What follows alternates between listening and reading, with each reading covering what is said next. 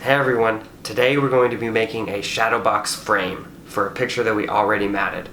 If you want to see us mat this piece, then you can check out our other video that came before this one.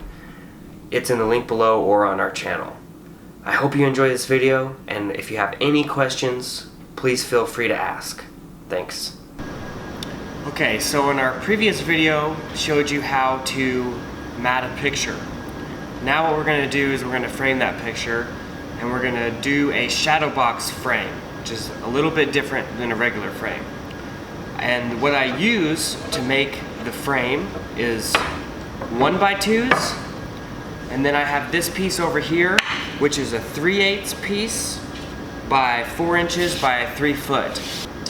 So I have a 1x2, which is actually 3/4 of an inch by 1.5 inches. So what I'm going to do first is I'm going to cut these two pieces, and I have to make basically an L shape. What I have to do is come up. I'm going to go up 1.25 inches. Like I said, the piece is 1.5 inches by 3/4. So with the blade, I come up to 1.25 inches. Then I bring my guide over to 3/8. But this is very important. The 3/8 is from the guide to the outside of the blade. So now I have 3/8 from the guide to the outside of the blade, and the blade height set at 1.25 inches. So I'm going to go ahead and make these first two cuts.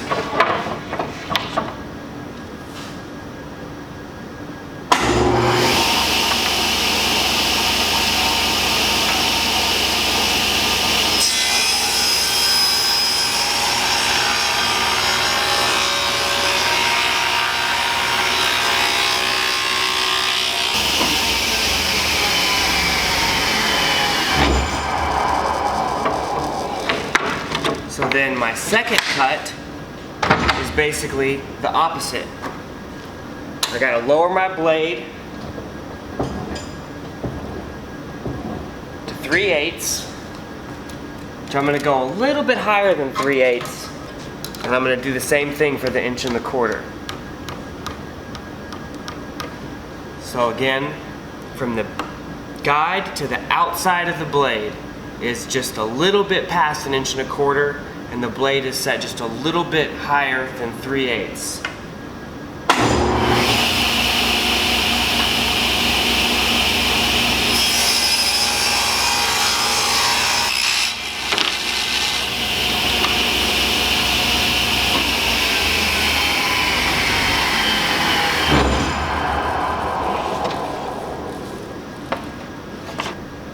Okay, so now I'm going to cut the spacers. I set the spacer at 1/2 inch because that's how thick I want the gap to be in the shadow box.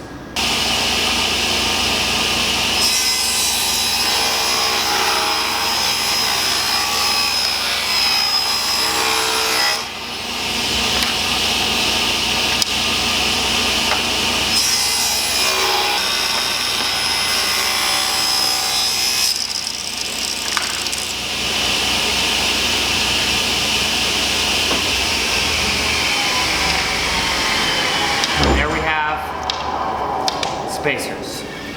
One thing about these spacers is when you cut the pieces so thin like this, they have a tendency to warp.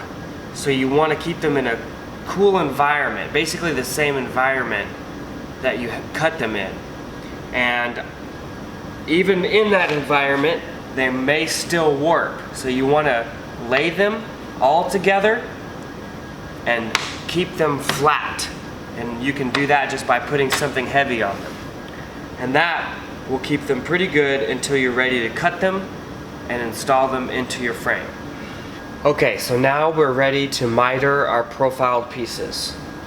So since our image that is matted, the matted image is 19 by 25, and it sets in like this, the way the profile is, since it's 3/8 set in. So I subtract 5/8 from each dimension, which gives me 18 3/8 and 24 3/8. First, I'm going to go ahead and make my first 45.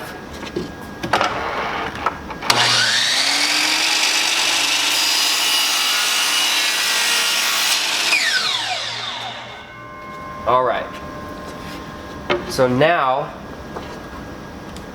I'm measuring from the inside of the 45. I'm not measuring from where the piece rests or the outside of the 45. I'm measuring towards the inside. And that is why I subtract 5/8. So I'm lining it up.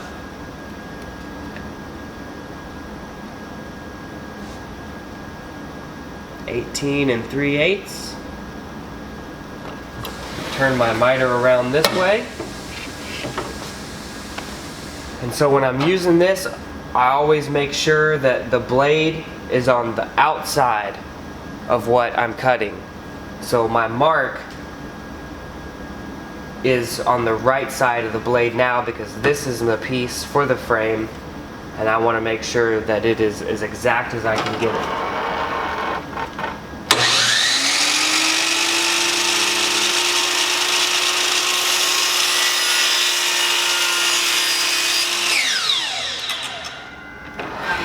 So I'm going to go ahead and cut my other 19 side, and then I'll cut my two 25s.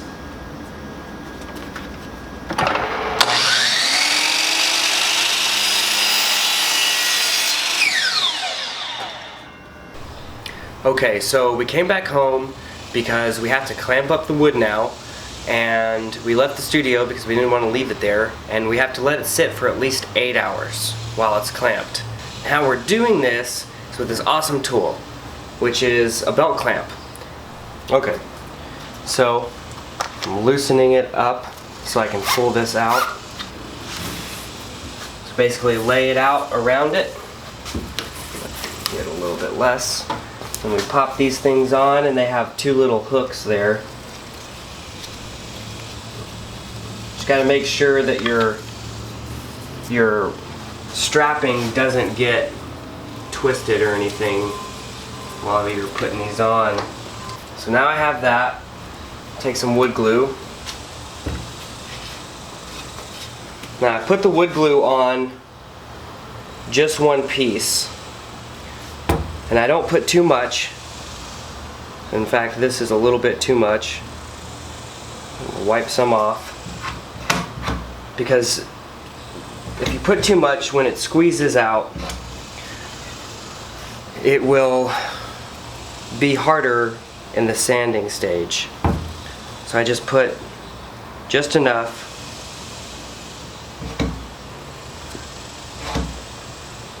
And get it all the way across. And what I do is I take the end and I wipe away some, because it's going to squeeze out.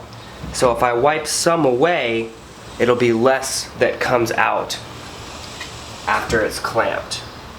Just put this back in there. Try not to get my glue everywhere. And the same thing on this piece.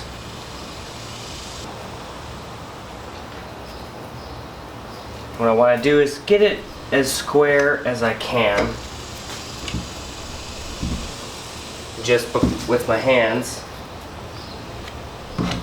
And then I tighten it down first with the spool crank, and that just gets it kind of there. And I can adjust a little bit more. Now this part of the clamp, you just twist it like a regular clamp, but I'm not going to do it too much, because now I need to fix the corners. The first thing I do is I pull these up to where the top of them is at the top of the wood. And as I'm doing that, I'm adjusting the wood so that it's flush and square. because I want the face to be as flush as I can get it so that I have to sand less. I can tell basically by running my finger over it if I'm pretty close. Always pulling these up to the top.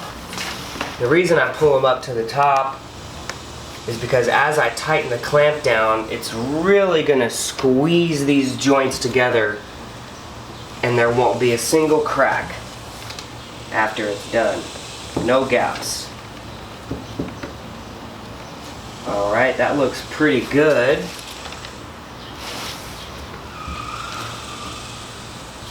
And then all I do is just tighten this down a whole lot. And then what I do is I take a paper towel and I fold it, because sometimes a little bit of glue squeezes out of these inside corners, and I don't want, it's pretty much impossible to sand that without really messing up your inside corners. So I just wipe it off as soon as I'm done clamping it.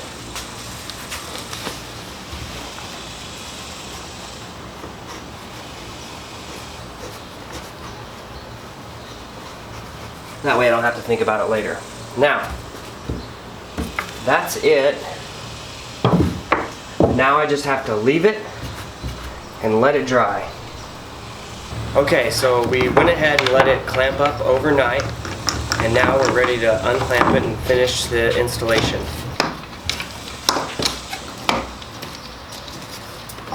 So for this next part is the sanding. What I first use is 100 grit sandpaper and then a 220. So first what I do is I get the corner.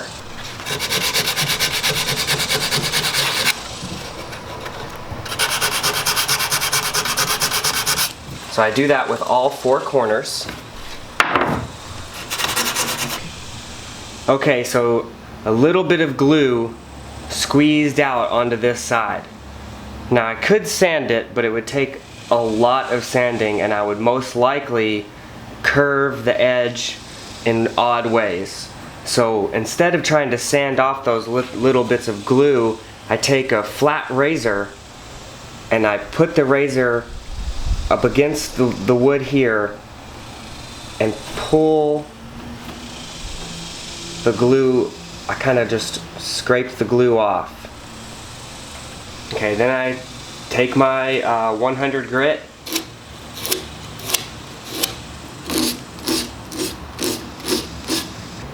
it makes like a nice soft corner with no glue. And I do that on all 4 corners. Now I'm ready to go in with my 220 fine.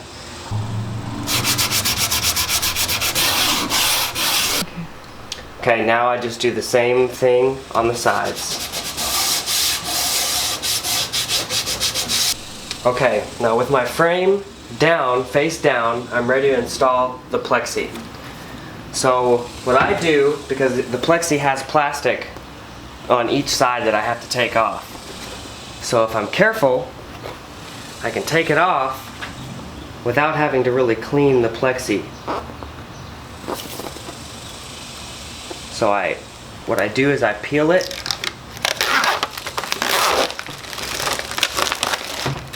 and with a paper towel folded in half, I grab it, flip it around, then I get a second paper towel, grab it, move this one out of the way and finish peeling it off, and then I set it in, never having touched it. Okay, so now I'm ready to install the spacers. I've already cut the spacers to the appropriate lengths. This is important though. So my picture is a landscape style picture, which means that this is the top and this is the bottom and these are the sides.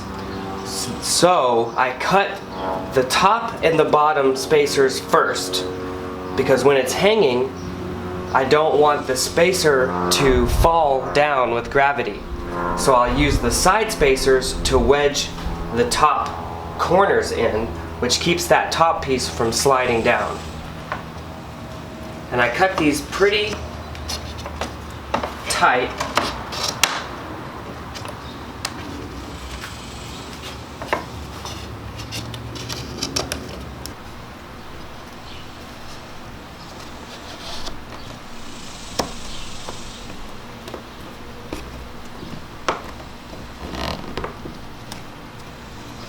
Okay, I'm going to go ahead and spray this off just in case there's any dirt or dust I can't see.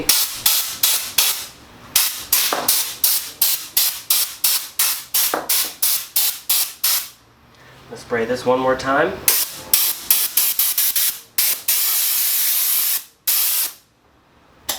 Then I'm going to go ahead and set this in.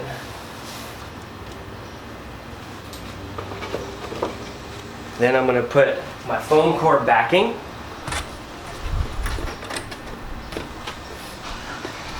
And then we're ready to attach it to the wood. What I'm going to use is a point drive. These things are awesome, but they're a little expensive. If you don't want to invest in a point drive, you can use glazing points, which are basically the same thing. They look a little bit different, but you install them with a flathead screwdriver, and you have to push them in. This goes ahead and does it for you like a staple gun. So when I'm installing it, I want to press down along the edge, pressing fairly firmly, and just staple it in. Okay, so now I'm ready to put the hanging hardware on, and what I'm going to use is wire and D-rings. So I have to measure down because I want the D-rings to be at the same place. So I'm measuring from the top. I'm going to come down 6 inches on both sides. So I'm going to take my D-ring. Now these D-rings are kind of big, so I don't want the D-ring to be seen. So what I'm going to do is make sure that that edge isn't over, and it's as much as I can get it in the center. I'm going to use this awl to poke a hole for my screw start. And as you can see, that hole is not in the center of the wood, because if it were in the center, the edge of the D-ring would be exposed. And because of that, I'm going to use a drill bit, and I'm going to pre-drill the hole. Of course, the drill bit is a little bit smaller than the screw, but if I don't use the drill bit, if I don't drill it out first, the screw will split it and this will break off. So I'm going to go ahead and do that.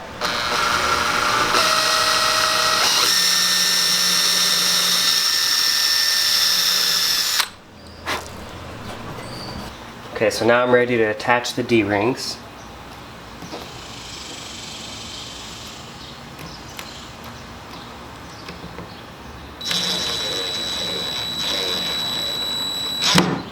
Now, I'm going slow on purpose. Okay, so now we're ready for the wire. I'm using a pretty heavy gauge wire, which isn't super necessary because the wood is not very heavy and overall the piece isn't very heavy, but I just like it because I won't ever have to worry about it. So I go through and I wrap it around, and I don't have to be super tight with this because again, the wire gauge is so thick that it's not ever going to really stretch too much.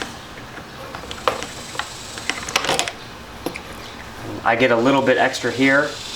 I just take my needle nose and I cut it off.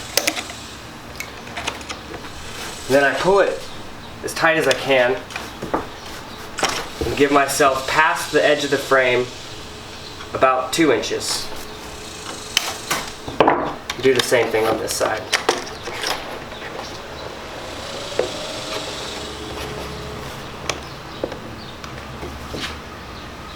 Alright, so here it is, the finished product. A very simple and lightweight shadow box for your pictures. If you have any questions, feel free to leave them. And thank you so much for watching. Check out our other videos.